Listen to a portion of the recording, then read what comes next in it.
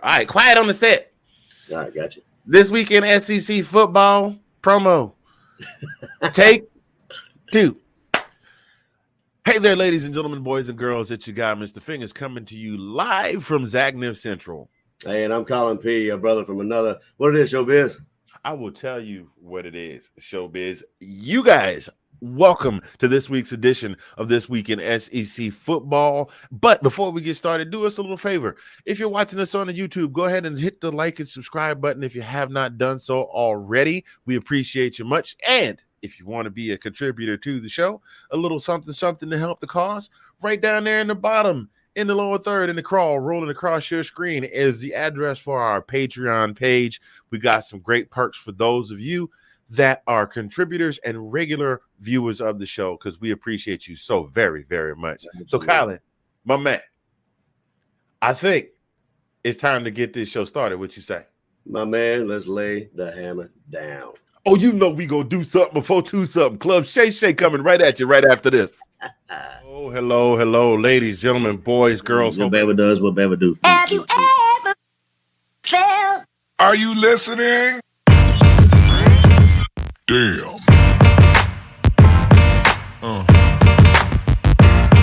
Yeah. Yeah. Yeah.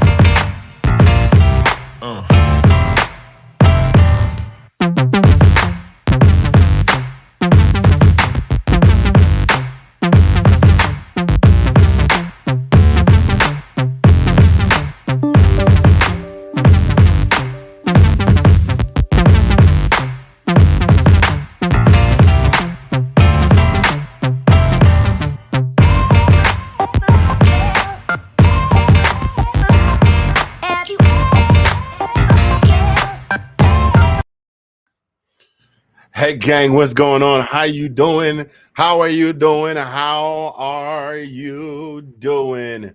You, and you, the 4 of you that are here watching us live today in studio, because NFL football is back. From the Reverend, as the Reverend Rand Black said the other night.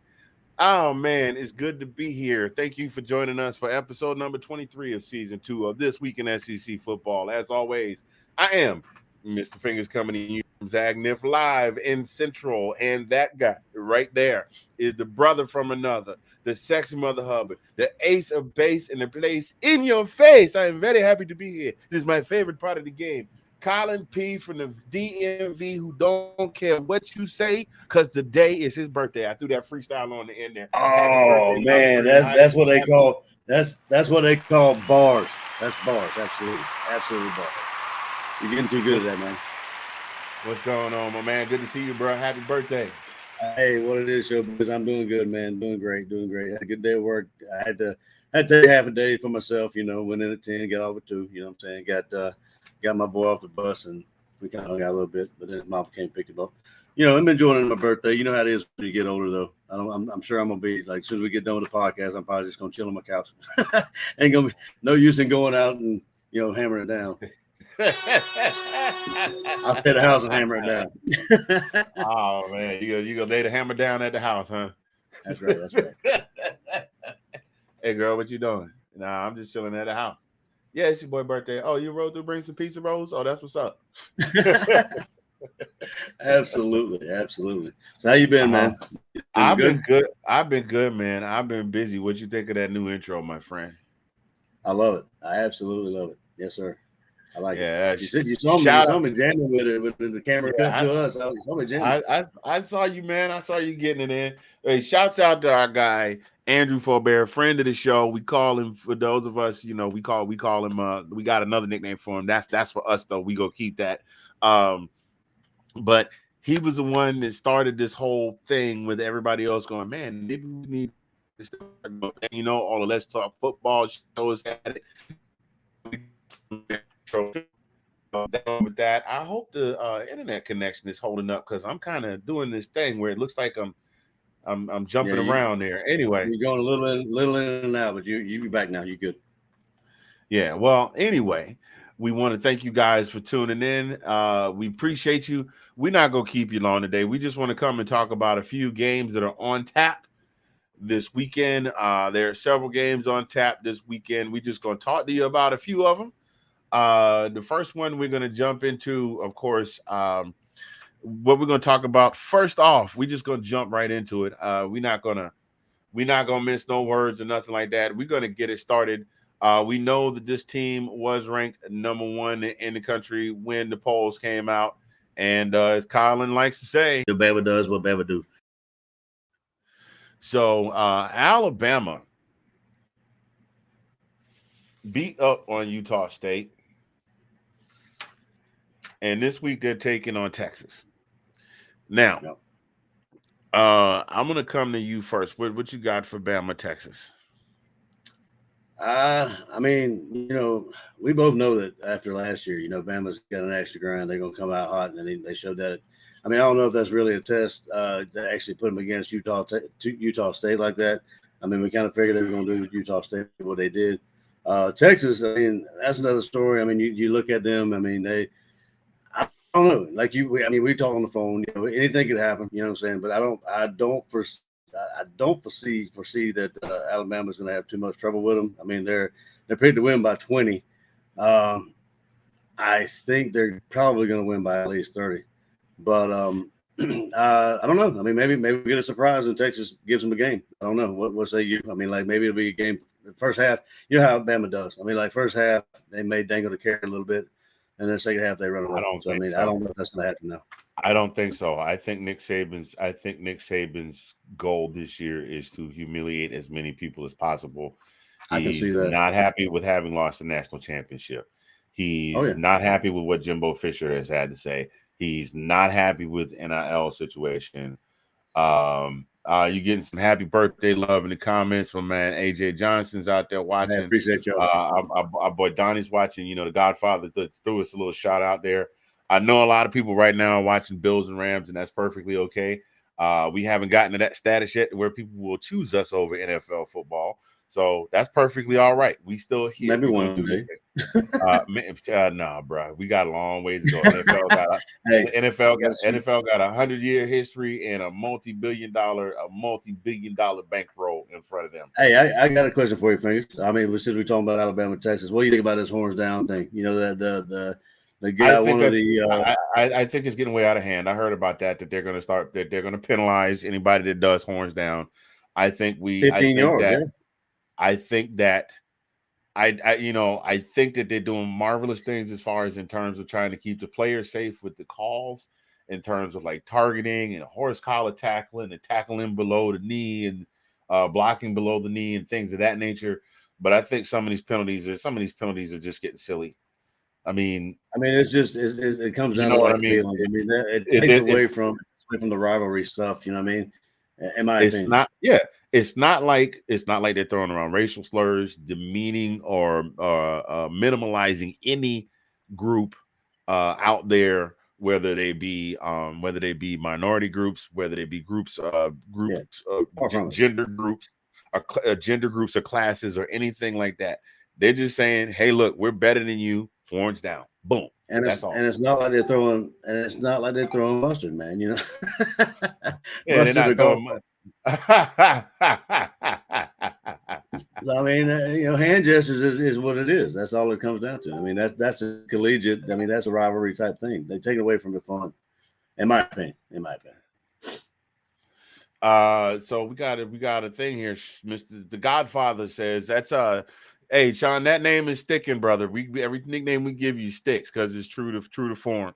The shout out king, the Godfather, one half of the founding members of the Let's Talk Football family.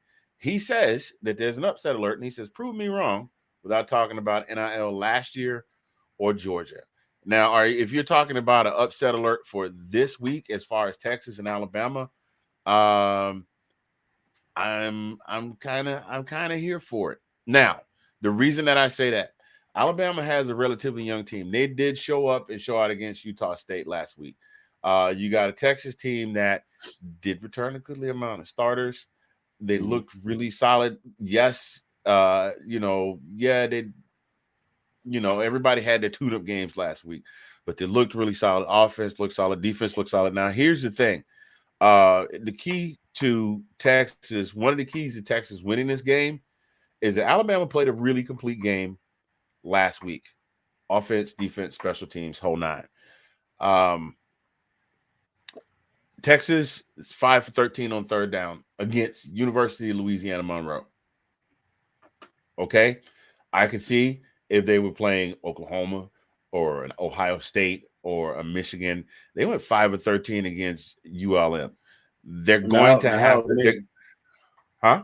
Sorry to interrupt you. How would you relate La Monroe and Utah State? Would you compare them as kind of equals, or would you think Utah State's a better team than La Monroe, or what would you think? That's kind of where I'm at with that. You know what I mean? Well, we know that D1 is definitely classes to the point of haves versus have-nots, and I don't want to say that. I mean, we're still talking about the best football players in the country on all of these squads. Sure. Each and every one of these teams has the best football players in the country on their squads by how they were evaluated. But we also know there's a clear and dividing line between where the cream separates from the top of the, where the head separates from the beer, where the head separates from the beer. And at the top of that level right now, following last year, you've got, I'm going to say it, Sean. I won't say the name of the team, but you know the name. that team is out there by Atlanta. Then you got your Alabamas, you got your Ohio States, you got your Michigans. You got, to a degree, you got your Clemson. They didn't necessarily look so great last year, but you got your Clemsons, that kind of thing. And then right there at the tier and a half is where I would put Oklahoma. That's where I would put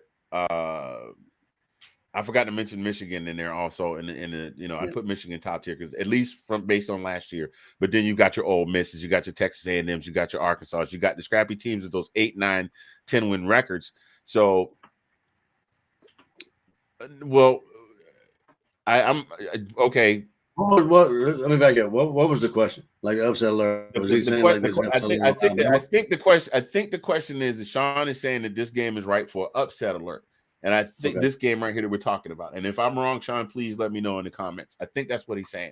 But right now, I'm just answering. Colin's question. Yeah. At the end of the day, those two teams are kind of on that same tier: Louisiana Monroe, Utah State. That's to answer your question. I agree with you. Now to get to Sean's question, what I think that Texas is really going to have to work on. They're really going to have to give them more on third down. And they really need to open up the pass and the run. They really need to open up their pass and their run game. And they're going to have to make sure that O-line is on point. And Bama got 3 sacks and a pick 6 last week. And you understand what I'm saying? You have to have a complete game. This Bama team that played last week, you're going to have a complete game. Do I think that Texas can beat them?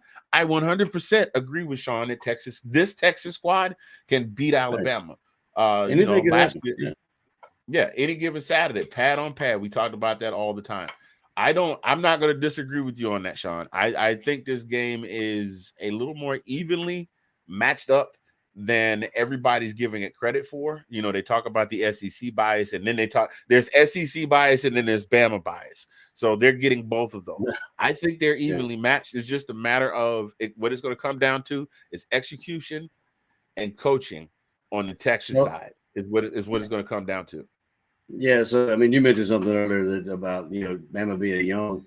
I mean, it just brings me back to the question or back to the comment that, Saban said that last year about rebuilding year was last year, So, I mean, will he make an excuse again? Like, I mean, if per chance he gets beat by Texas, he throw that kind of, I mean, that's unorthodox for me to hear those kinds of excuses from Saban. So I'm just saying that I think you're right. I think he is a little bit bent about last year. So, I mean, I think they're going to come out with all guns blazing. So, I mean, I can see this game getting away out of hand, after halftime. But I mean, you're right. You and Sean are right. I mean, I could see Texas maybe pulling away, maybe winning. Definitely. I'm gonna have a close eyeball on that game all day. I mean, I'm still gonna watch. And plus, it's in Texas, right? I mean, it's in and it's in Texas, and they're, we talk about rabid football fans.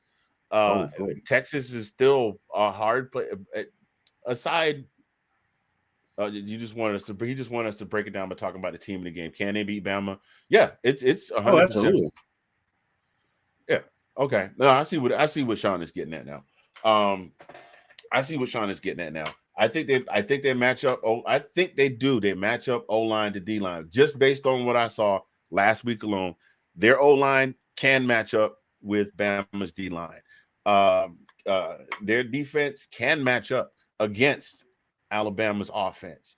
Do I think it can happen? I definitely do. Do I think it will happen? That's the thing. I think Alabama wins this thing by double digits, and I'm talking at least. I'm talking at least. Well, Sean, I think they're going to have another game to answer to your point, Sean. This right here, he makes a valid point. Bama only barely eked by Florida last year. I think they're going to have an eke by game, and Texas could be that eke by game, because looking at their schedule, there's not a whole heck of a lot on their schedule that scares me that anybody else can step up to them. Not in the West.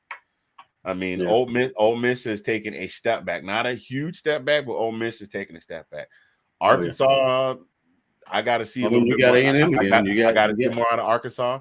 I got to see a little bit more out of A&M. But though, if there's any two teams that I think right now in the West can jump up and beat Alabama, you got Texas A&M. Jimbo Fisher's got that formula now. It's almost like trying to execute a very difficult move on a bike, or solving a Rubik's Cube, or cooking an impossible recipe. You never can seem to get it right, but once you get it right, you got it from that point going forward. Okay, perfect case. The best example I can give you is when the 07 Giants beat the Patriots, and then they had the rematch. And at that point, Coughlin had the formula. He knew what he had to do, so he came back and he did it again. So if it's not Texas, I'm definitely leaning toward. If it's not Texas, I'm definitely leaning towards A&M. Well, it begs the question. I mean, you look down their schedule, look down Alabama's schedule, you look down, you see LSU. LSU's down, way down on that schedule.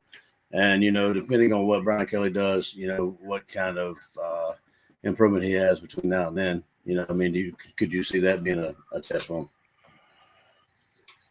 Well, I think LSU. Well, we're going to get into LSU. We'll talk about them in a minute. I don't see LSU the way LSU played this. The way LSU played this past Saturday. The answer to that is hell no to the no. Hey, there's only one way to go, and that's up. Only way one there.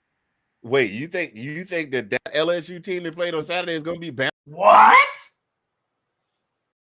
Don't see it happening. Hey, I didn't say they were. I said that. Hey, any given Saturday, bro. I'm telling you. I don't think the given Saturday is going to be that particular Saturday. I'm just saying. I'll at least be that forgiving. Huh? I got you. All right. I got you. Yeah. I mean, LSU now, Sean, we'll get to that. I'm going to talk about LSU in a minute. Hang on, man. I'm going to get there. That's where I was going, Sean. You're in my brain. You're in my brain, Sean. That's where I was going. Hey, we'll get there. We'll get there, sir. We'll get there. We're going to talk about LSU.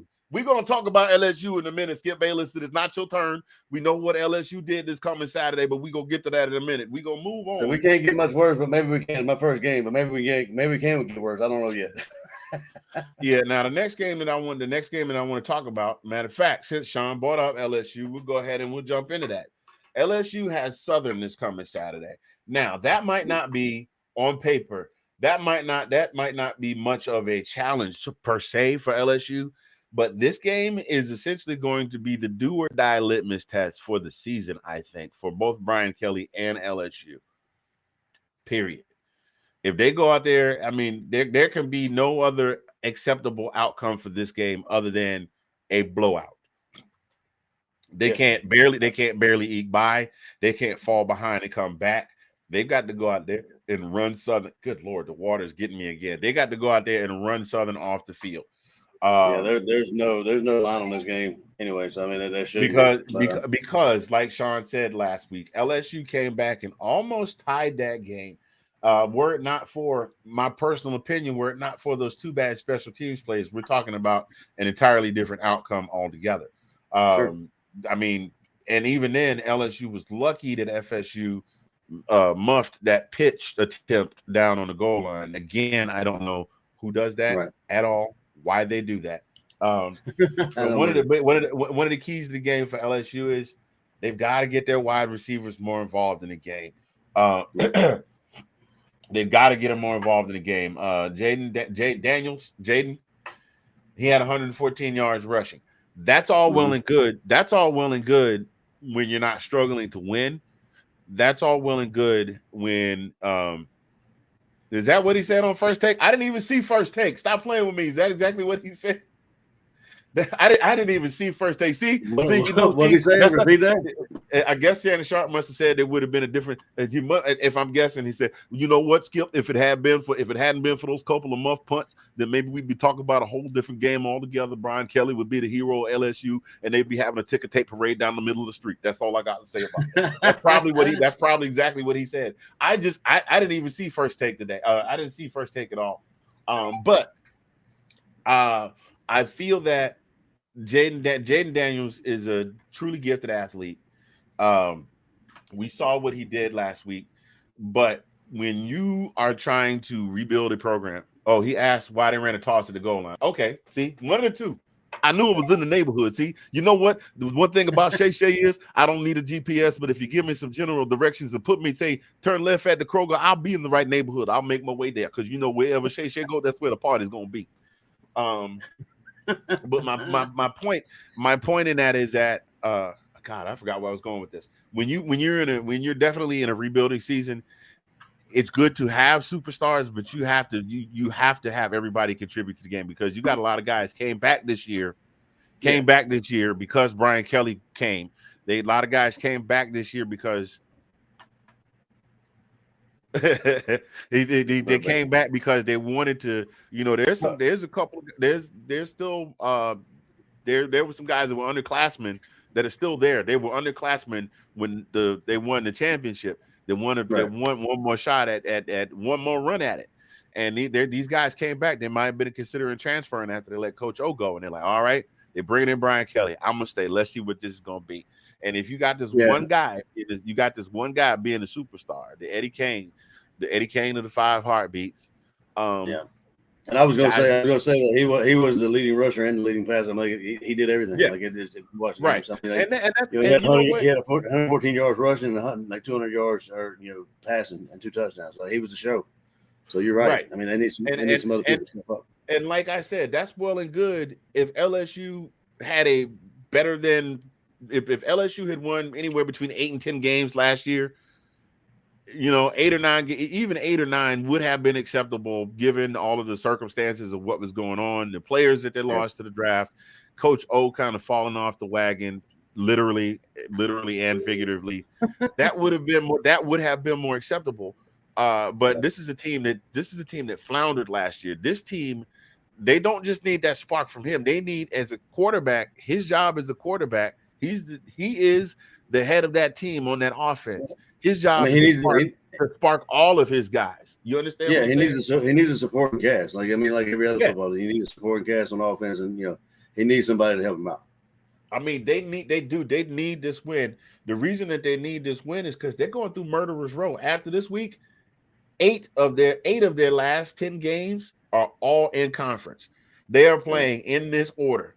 They will be playing Mississippi State, New Mexico State, Auburn, Tennessee, Florida, Ole Miss, Bama, Arkansas, UAB, and Texas A&M. They're closing out the season. They're going through murderer's row. If they can't get it right, if they can't get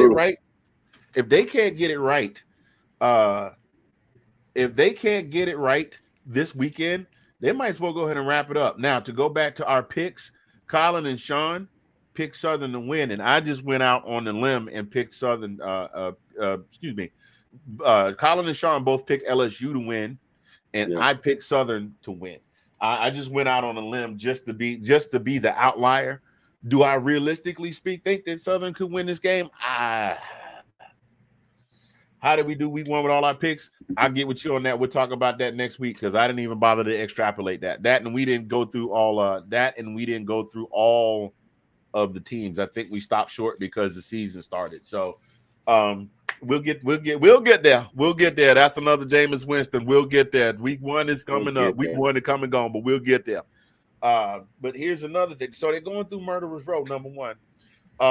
My prediction is that LSU pulls this out by like 10 or 15, but it's going to be, after last week, you got Kayshon Boutte supposedly strips his, that's the new thing now. I'm stripping I'm mad at my team, so I'm taking all my stuff off my Twitter, like a recalcitrant 5-year-old. Just grow up.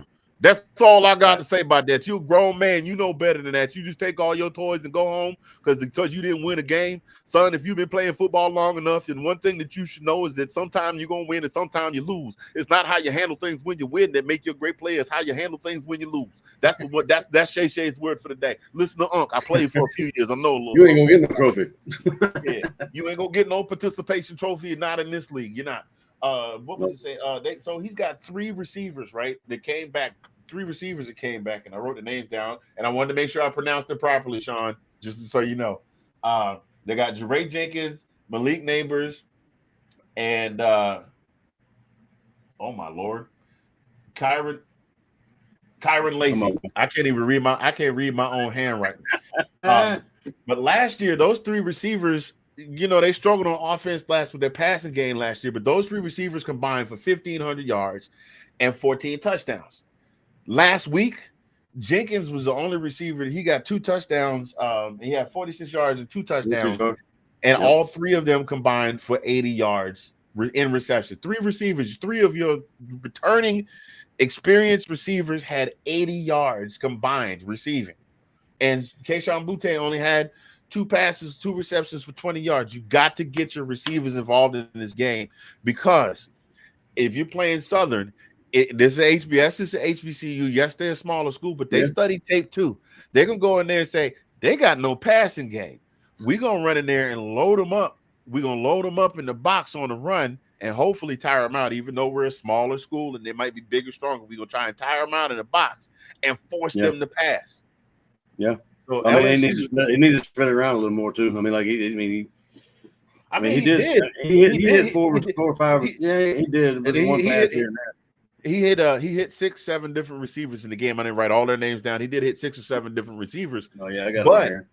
But they didn't accumulate a whole bunch of yards passing. And this is the SEC, bro. This is not the SEC of old, where you just 3 yards in a cloud of dust, where some of the greatest running backs to play the game in the modern era came from, where you got your Bo Jacksons, who unfortunately had a short career, your Herschel Walkers, you understand? You understand? I don't like to say his name out loud, Emmett. But say it. He's been going for a minute. I'll be all right. I'll be all right. You know what, Emmett? Much respect. You just played for the wrong team in college. That's all. And if Sean, Herschel played with Dallas. Remember that? Herschel did play with Dallas. You're talking about Gators. I'm sorry. I'm talking about Gators. I'm talking about Gators. I'm talking about the Gators. You made me say it. You made me say it 3 times. Now don't make me say it no more. Because if I say it 2 more, he gonna show up with a hook in his hand with a body made out of bees. It looked like a movie I seen on TV one time. But friends don't let friends wear orange, right? Right. Friends don't let friends wear orange. I got that shirt. I got some ugly looks sometimes when people be like, "Well, Oklahoma wears orange too." I said, "Nah, it's like burnt sienna, like that burnt sienna crayon in the 64 box." It's like, "Nah, it's like dark orange." I'm like, you know what? All of y'all need vision testing. Y'all need to leave me alone and let me buy my salad so I can get out of here. Anyway, while you at it, let me get $10 on Punt 5. But my point in all of that is that LSU has really this is the week. I mean, this week is not going to be the catalyst for the remainder of the season. But if LSU can't put together a win this week, their season is. You can go ahead and throw their season away. I'm gonna say it. If they don't win, if LSU does not win this Saturday, you can throw the whole season away. Because ain't no way in hell, Skip Bayless, you can tell me that they're gonna lose to Southern University, and then they're gonna come back and beat Auburn, Tennessee, Florida, Ole Miss, all of them, plus Nick and them mad. You know how Nick and them play when they're mad. Nick and them play like Ike Turner with 3 bourbon and cokes in him when he mad. Talking about deflation. I mean, if that don't deflate your confidence, and ain't nothing will. Like, seriously, they need that win. I mean, if they lose, that's over. I'm with you totally. Yeah, that 100%. So, Brian Kelly, if you're watching this, go home and pray with your family. Go smooth things over with Keyshawn Boutte. Then it didn't help matters much. I mean, who the hell? What coach in their right mind throws their team under the bus at halftime? I mean, how do you at 18? How you're 18 years old, 19, might be your first time away from home. You're out there playing football, trying to hopefully get in the league and make some money, and your coach go on TV and say some foolishness like this right here. Opportunities there in that first half, but you're only down by 4. What was your message? We can't play any worse than that, I don't think. I mean, it's my first game. Maybe we can. I mean, completely threw them all the way up under the. I mean, he didn't just bump them by accident and go, "Oh, my bad," and snatch them up like Superman. He just bumped them all the way under the bus and kicked them under the rear tires all the way and just watched them roll down the street. Did he lie though? I that's not something you want to tell your team, but I mean, well, no, but that's not the thing you go and say on national television, because at the end of the day, it all falls on the coach. Oh, absolutely. I mean, the players have to do their part too. He's a motivator, right? He's a motivator. Mr. Spencer, I'm getting to that, man. Don't get ahead of me, man. I'm preaching the sermon about Jonah and the whale. I done talked about Jonah getting swallowed. You on the other end talk about how he got spit up. They did come back and they looked very good in the second half, but I mean, and he was able to motivate them to play in the second half. But at the same time, if I'm a kid and it's my first time away from home, I'm afraid and got lucky enough to get on the travel squad to actually play and suit up. If I'm a kid that transferred in from another school and coach told me all these great and wonderful things about how great a player I am and how I'm going to be a contribution, and my coach goes on television and said, "We can't play any worse." And then here's the kicker. Did he lie? No, he didn't. But here's the kicker. He tried to absolve. This is the statement that he made where he was trying to absolve himself. It's like, this is my first year. Oh, yeah. But to be completely honest, they did play better in the second half. They did come back. They did make it a close, tight game, and that is a testament. That's the testament to suck up a gut. That was one thing that surprised me. I've never heard Brian Kelly talk like that. You know what I'm saying? I mean, maybe I wasn't paying attention, but I never heard him talk like that when he coached Notre Dame. Maybe he did, maybe he didn't. I don't remember hearing him. But maybe that's his coaching style. I mean, maybe coaches sometimes grab players by the face mask and headbutt them or whatever and get in their face or whatever. Maybe Brian Kelly's like, all right, well, I'm just going to belittle them a little bit and see if they play better. I mean, it's a slippery slope, right? It's a slippery slope. I mean, look, first year coach, first game, nah. First year coach, game 6, game 7, okay. Game 1, we just got to keep your head in the game. We just got to keep our heads in the game. And they're rolling down by 4. I understand. I completely understand it. I was watching that game, but maybe I'm just thinking a little different. I'm not a coach, but to me, I'm constantly thinking about how I'm gonna phrase stuff and I say stuff because I don't want it to ever look XYZ. You understand what I'm saying? Now, that might be the problem. That might be the world we're living in now. Everybody, I mean, you know what I'm saying? Yeah. But I mean, but to not get too far off the beaten path, to wrap this up in a little Debbie Swiss cake roll, because I like my little Debbie's. That's one thing Nick Saban and I share in common. I like my little Debbie's, although I don't eat the oatmeal pies. I like the Swiss cakes. He likes the oatmeal pies. Yeah, Miss Terry brings my oatmeal pie this morning. She was very happy we won, so I got 2 after. Then she let me have them before breakfast. So, anyway, to wrap this up in the bun, Coach Kelly and the Tigers they got to come out, and they got to come out strong. They got to come out hard. They got to step on their feet. They got to step on. I mean, not literally, but they got to step on their necks, run them over, run through them, run around them, whatever they got to do. Because if they lose this game or have a poor showing in this game, I'm not looking for anything great out of them for the rest of the season. And to be completely honest, I had them winning 1, 2, 3, 4, 5. I only had them winning 5 games to begin with. But I had them losing to FSU. I got them losing to Southern. And I might have to go back and reevaluate because I had them losing to Auburn, Florida, Ole Miss, Bama, and Arkansas, and Texas A&M. I don't see them winning but one. I only have them winning 1 game in the West this season so far. Wow. I mean, that's not on too my far- on that's my not too on my far-fetched. prediction, huh? So that's not too far fetched. I mean, from what we saw, I mean, like, Yeah. granted, the second half was different. The first half, I mean, it's all about growth. We'll see how they do. Yep. That was the first Yep. game, you know. We'll see how they do. Yeah, well, we're going to keep this thing moving, ladies and gentlemen. We talked about this one particular game a lot longer than we intended to, but we didn't come to keep you long today anyway, because we know that there's another game on that you all are a lot more interested in watching, where some people that are making some actual money, unlike us. By the way, speaking of, if you want to be a sponsor, the bottom corner over there under Colin. Nope, I'm sorry. The bottom corner under me, right there, is our Patreon page. We have tiers as low as $1. For the cost of $1 a month, you can become a regular supporter of the This Week in SEC Football show. You get a nice little T-shirt. This Week in SEC T-shirt with the branded logo for the Zagnif apparel, all of that good stuff. So check that out. Anyway, the Bills and the Rams are playing right now. Somebody give me a score update in the comments, please. If you're watching, we appreciate you checking us out. But real quick, we're gonna do a solid tour. Our guy that's giving us some love this season and sponsoring the show. You know him, you love him, Mr. Sid Swinton and Squid Rips Cards. We'll be right back after this.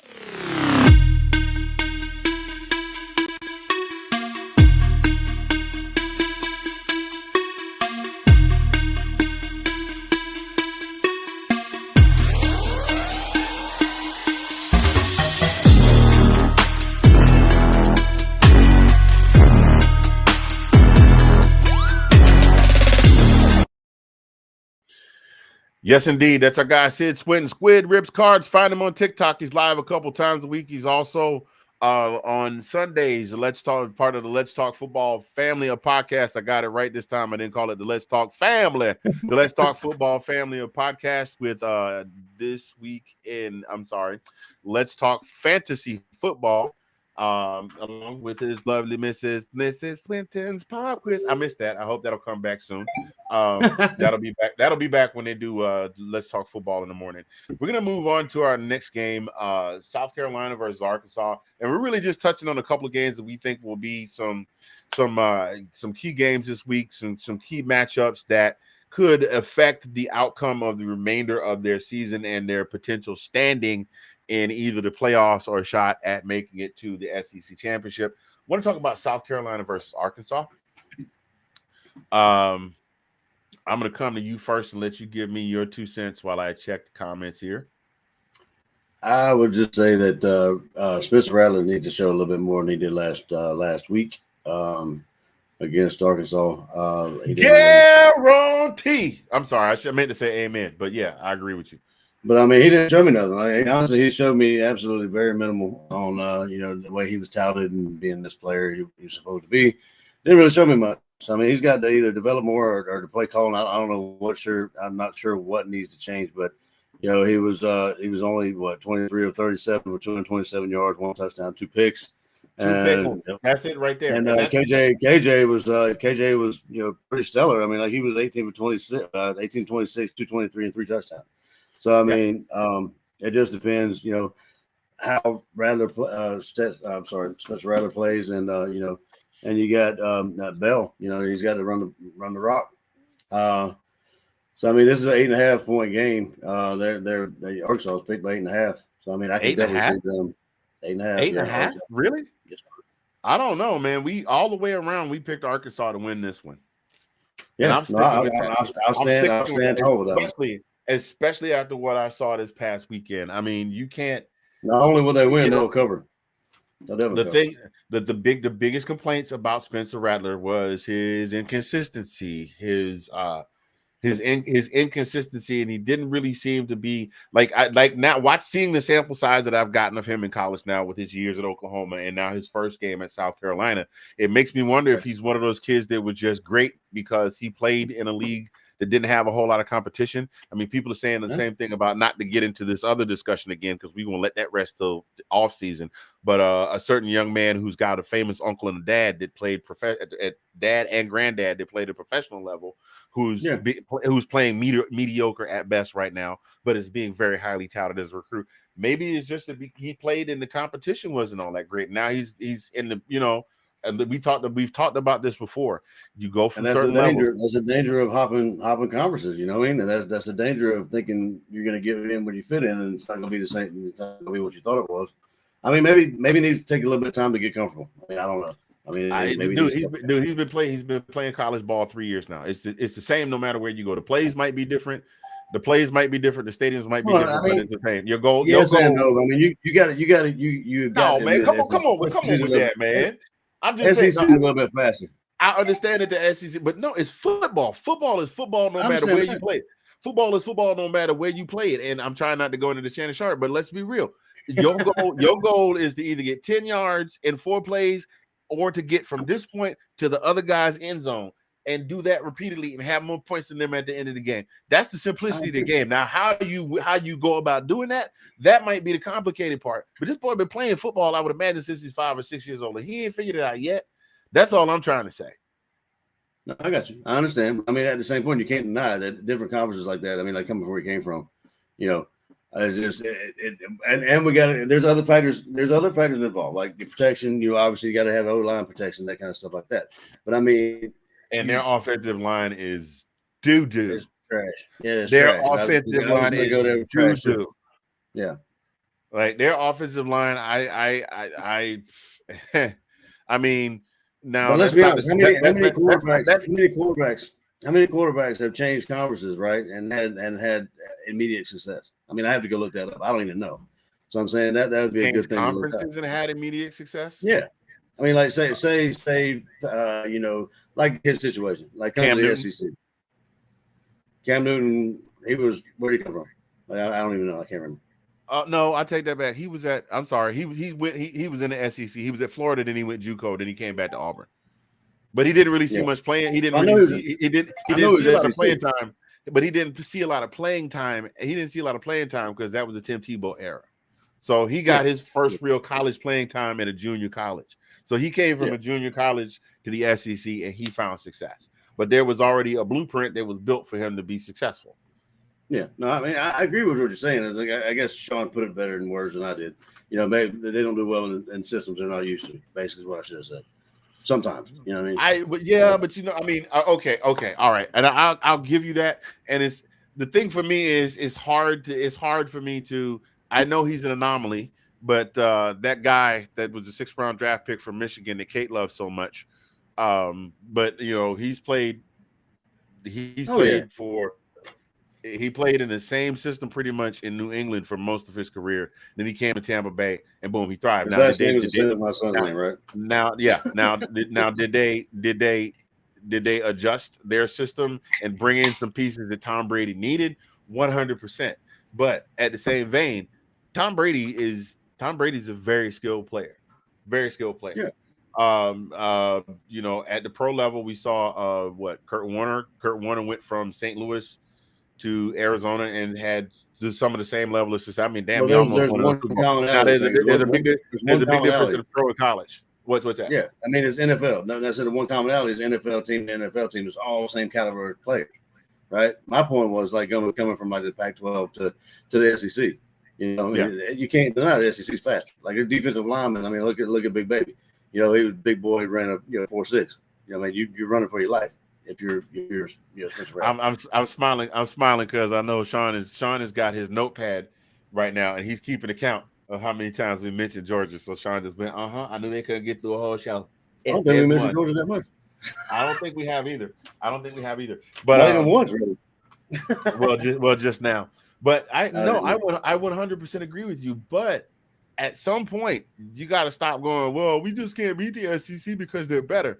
I mean, if you're gonna play ball, you're gonna have to play ball because that's in and of itself. That's the thing. At the end of the day, and in this particular case for South Carolina, they just haven't shown me anything yet. I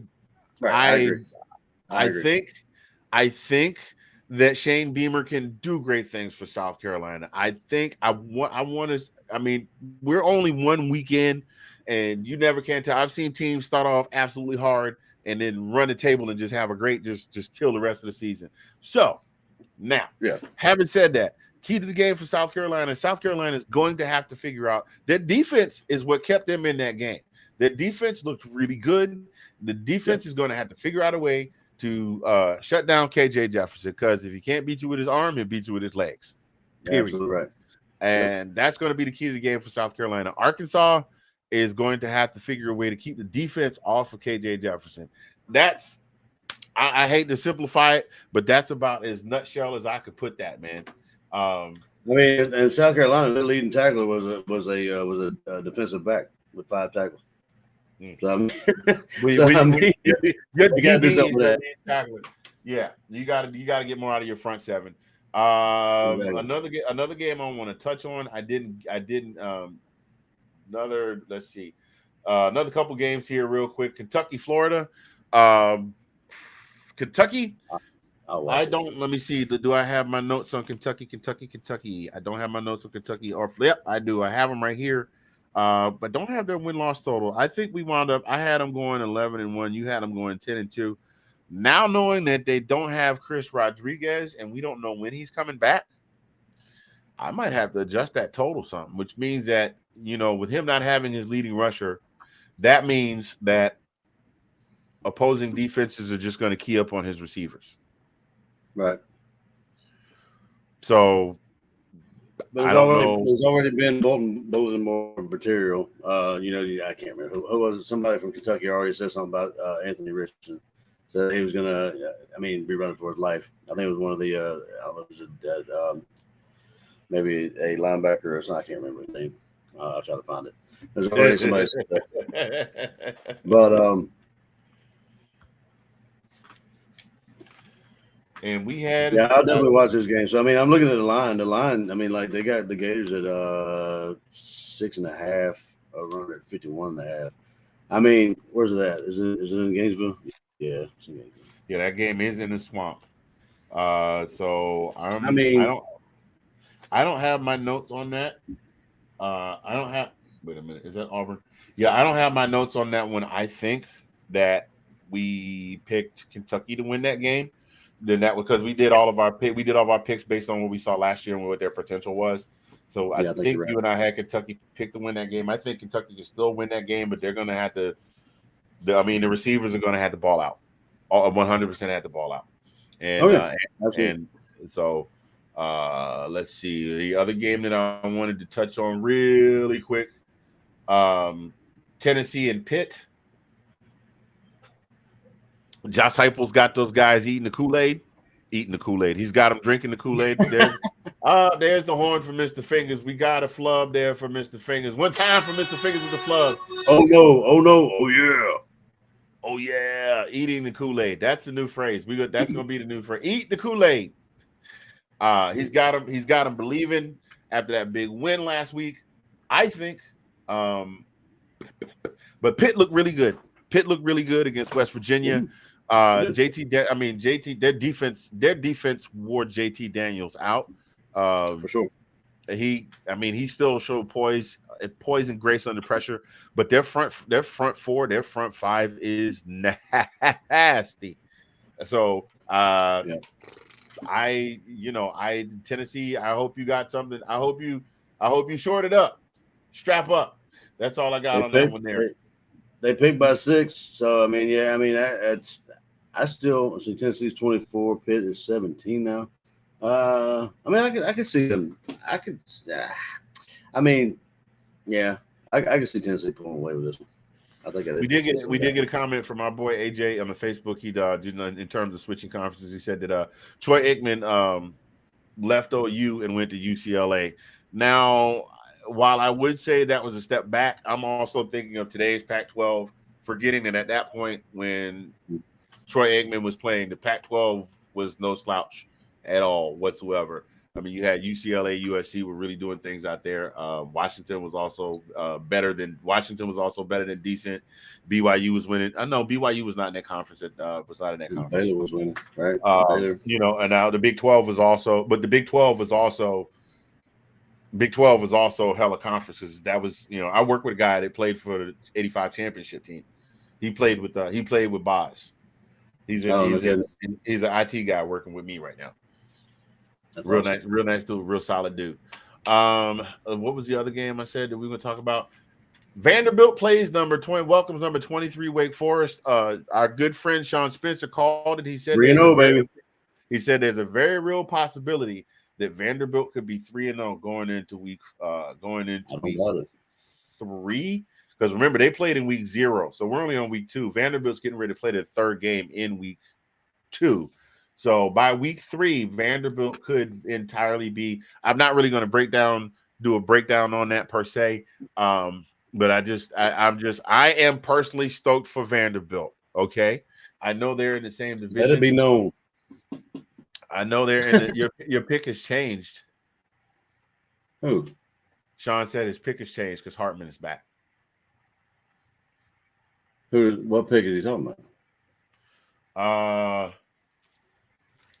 Battle of the valedictorians. We got in the comments on Facebook there. AJ is killing me right now. Let's see. Did we even pick for Vandy? I think Vandy's one of the teams that we did not get to because we were going to do them last, so we did not get to them. But Sean said that Hartman is back, and so his pick has changed. And those of you that are just joining us, thank you for taking a little time away from NFL ball to stop by and say hi. We appreciate you very, very much, and we love you. We blow kisses to you and all of that good stuff. So not really. We're not blowing kisses or anything like that, but we appreciate you very much for stopping by and checking us out. This is episode number 23 of This Week in SEC Football. I am Mr. Fingers from Zagness Central. That guy right there is Colin P., the brother from another, the sexy mother Hubbard. Colin P. in the DMV. Colin P. from the DMV in the SEC. So Hartman is back for this game. Yeah. Oh man, their star quarterback. Ooh, that might be ugly. That might turn ugly. That's gonna be a that changes things a little bit, doesn't it? So we shall see. All right. Well, listen, that game comes on. Boop boop. Oh, I closed the tab already. Doggone it. That's a I am winning today. I think we're on the plus, Anthony. Hey, Fingers. I think we're on the plus this weekend. I think we're on the SEC Plus network, so I think you can. Yeah,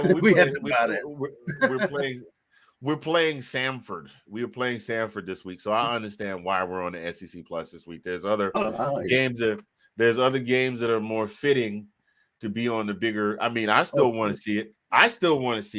But there's other games that they want to broadcast. I mean, they're expecting. This is the first game at Sanford Stadium this season. The fans are going to be crazy.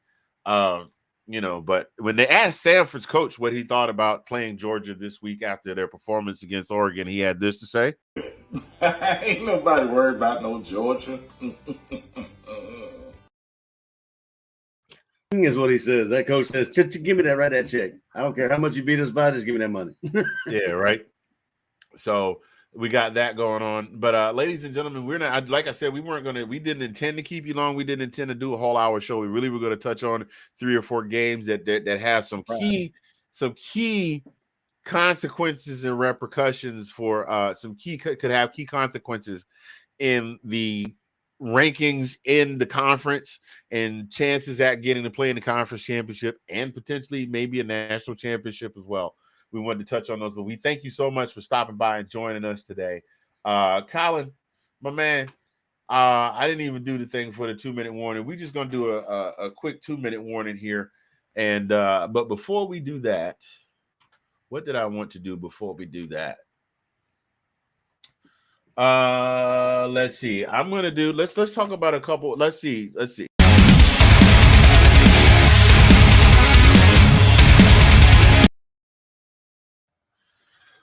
Who do you think is going to show out this week? Who do I think is going to show out this week? Yeah, we're not gonna. We'll get more into them in the players of the week when we recap on Monday. But who do you think is going to really show up and show out this coming Saturday? I'm talking about individual players, and let's to make it a lot more fun. To make it a little more fun, we're gonna pull Bama and Georgia out of the pool of players available. Yeah, I was gonna do that. I was not gonna go Georgia. Tell you what.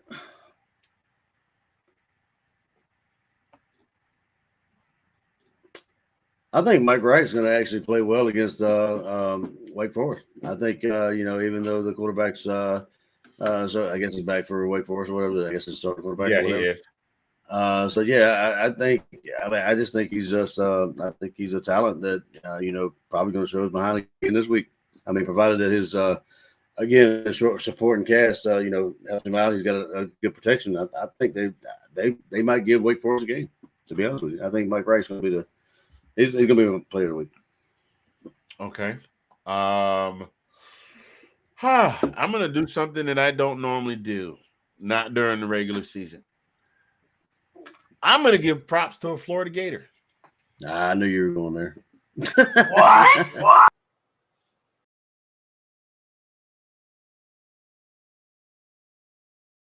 My entire chest. Anthony Richardson. I think Anthony Richardson is going to have another phenomenal week. They're playing Kentucky. They're playing Kentucky at home. The crowd is behind him. The coaching staff is behind him. His teammates have rallied behind him. I think he's managed to rally the troops. I think he's going to have a really great game in the Swamp. I'm not going to put much on his numbers. I'm not going to make any predictions on numbers, but I'm going to say he's going to throw for at least. I'm going to say he's going to throw for 275. He's going to put another 85 on the ground, and he's going to have at least a 4-touchdown combo between those two. So you got to over 100. So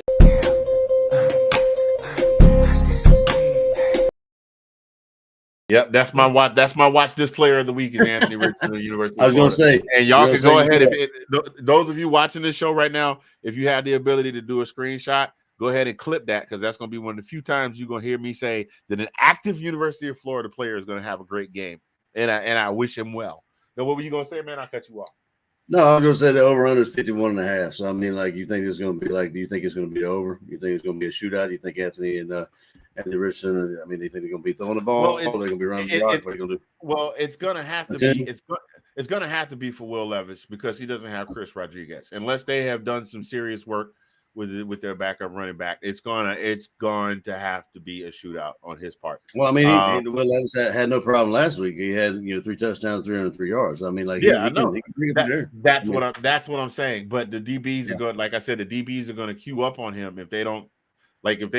After the first couple of series, I guarantee you they're going to feel him out and see what they got on the run game. And if their run game is not popping, they're going to start dropping back. They're going to start dropping 4 and 5 back in coverage. And they're just going to wait. So we shall see. I think, but I think Anthony Richardson is going to slice them and dice them up this week. For my 2-minute warning this week, I'm going to borrow one that Delilah gave us on Tuesday. Get plenty of sleep, because sleep is essential. I'm going to tell you, it gets more and more essential the older we get. Colin, you can attest to this, being your birthday today. You remember? Hey, hold on, not to cut you off, but you can throw in the story about me almost missing you because I fell asleep on the couch sitting straight up. Remember when you was in the backyard and I told you? Yeah. A couple of weeks ago, I'm in town and I'm like, "Where's Colin?" And I hit him up. I was like, "Where you at, bro?" He's like, "Oh man, I'm on the way. I fell asleep." I fell asleep like this. I mean, I literally fell asleep like this on the couch. That's when you know you're getting old. Regular as clockwork every day at work, somewhere between 1:30 and 2:15, my eyes start getting heavy. And we got those adjustable desks. So as soon as I start going, as soon as my neck start going, the girl on the other side of the cubicle be like, "You get sleepy, huh?" Be like, "Yep." Yes, ma'am. Then I stand up, and then you know you tired when your legs start doing that. When you start like you gonna fall out. So it's like, oh, time for a walk. Gotta go, because the boss man wobble, but it don't fall down. Boss man is not gonna see me fall out in the middle of the floor on my job, because they were, "What are you doing at night? Sleeping?" Apparently not. Do you know how old I am? Do you? You know what happens? You know what happens to us when we get older, right? He gets sleepy quick. Oh yeah, sleep anywhere too, in any position. Dude, that's how my wife wanted to bet the Coming to America bet. You know about that bet, right? No, I never heard that. What happened?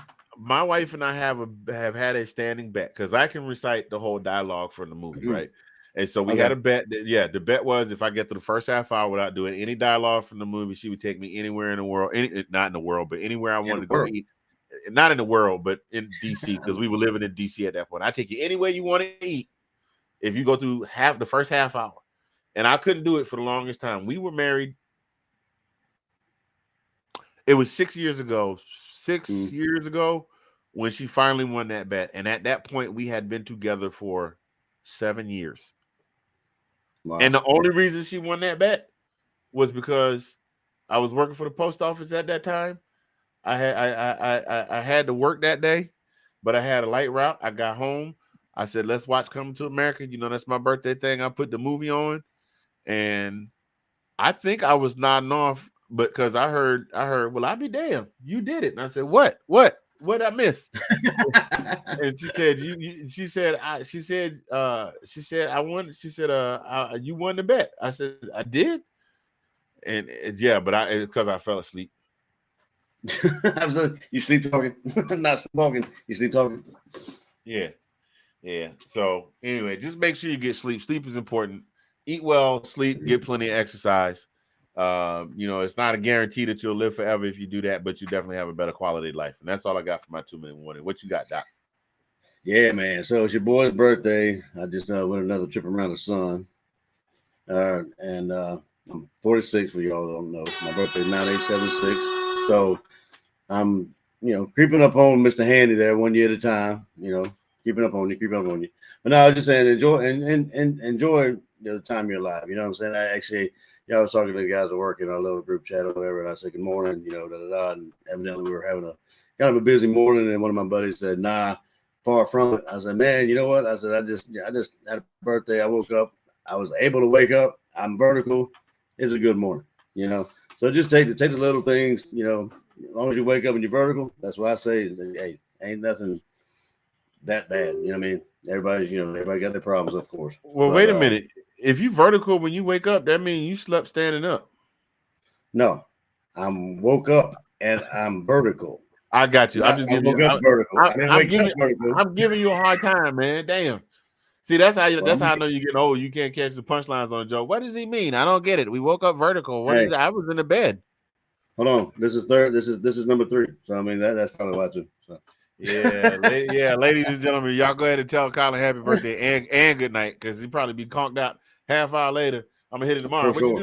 What you do last night, bro? Bro, I was still asleep in the studio in a chair in front of the computer. It's like I went to bed at 9:30. It's almost 10 o'clock, 9:45. I went to bed. As soon as we log off, I'm gone. Dude, you know how many days I have fallen asleep? I have fallen asleep in here trying to do post-show edits. It's like it's sad.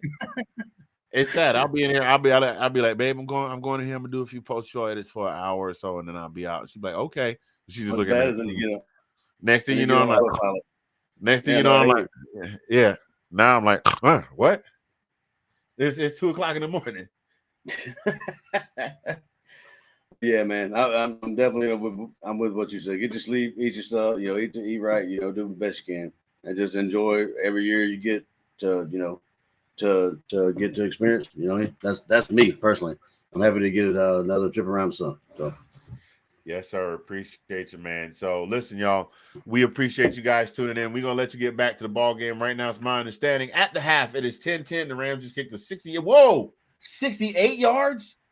Jesus, the Rams just kicked a 68-yard field goal. Well, it's in a dome. It's in a dome, though, right? Yeah, but that's still that's the record now, though.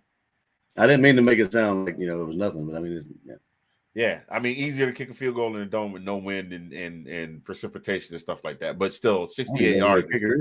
68 yards is 68 yards. So kudos to him. We get an air horn for that.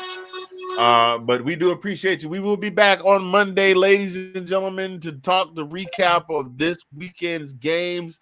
Appreciate you hanging around with us tonight. I am Mr. Fingers from Zagness Central. Colin P. from the DMV in the SEC, the Sexy Mother Hubbard, the brother from another Ace of Base in the place, in your face. Ain't got nothing to say if you can't play, because if you don't stay, it's still going to be his birthday. That's another Mr. Fingers freestyle right there. Get an air horn for that. On behalf of myself and Colin P., we are OUWT out. Go Dogs. Go Dogs.